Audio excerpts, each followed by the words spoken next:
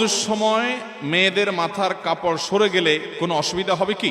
এই প্রশ্ন অনেক মা বোনরা করেন। প্রশ্নটা হলো যে মহিলাদের মাথার কাপড় সরে গেলে ওযুর মধ্যে কোনো অসুবিধা হবে কিনা। ওযুর সময় মাথার কাপড় থাকতে হবে এমন কোনো বাধ্যবাধকতা নাই। পুরো ওযুর সময় যদি মাথার কাপড় না থাকে তাও ওযু হয়ে যাবে। দেখতে হবে যে কোনো গায়রে মাহরাম পুরুষ তাকে দেখছে কিনা। কোনো গায়রে মাহরাম পুরুষ নাই, বাসায় এখানে বাপ ভাই আছেন, স্বামী আছেন, সন্তান আছেন, তাদের সামনে তিনি ওযু করছেন বা অন্য নারীর সামনে ওযু করছেন বা একা একা ওযু করছেন। মাথায় কাপড় যদি টোটাল পুরো ওযুতে একবারও না থাকে তাতে কোনো অসুবিধা।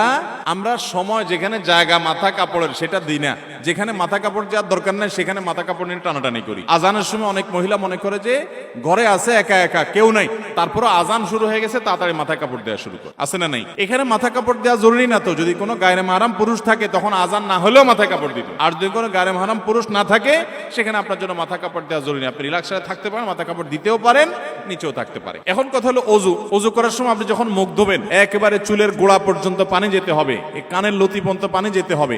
তাহলে এই জায়গাগুলোতে পানি পৌঁছানোর জন্য মাথায় কাপড় থাকলে অনেক সময় ভিজে যাবে, এই জন্য সরাই নিয়ে আপনি ভালো করে ধুলেন, অবশ্যই জায়েজ আছে। আবার যখন মাথা মাসা করবেন ভিজে হাত যখন উপর দিয়ে দিবেন অনেক সময় কাপড় ভিজতে পারে, জন্য কাপড় সরাই দিয়ে আপনি পুরো মাথা মাসা করলেন, অসুবিধা নেই। তাহলে খোলাসা এবং সারাংশ কথা হলো ওযুতে মেয়েদের মাথা কাপড় দিয়েই ওযু করতে হবে এমন কোনো বাধ্যবাধকতা। মাথা কাপড় রেখে যদি ওযু করতে পারেন ওকে, আর যদি সরেও যায় তাতে কোনো অসুবিধা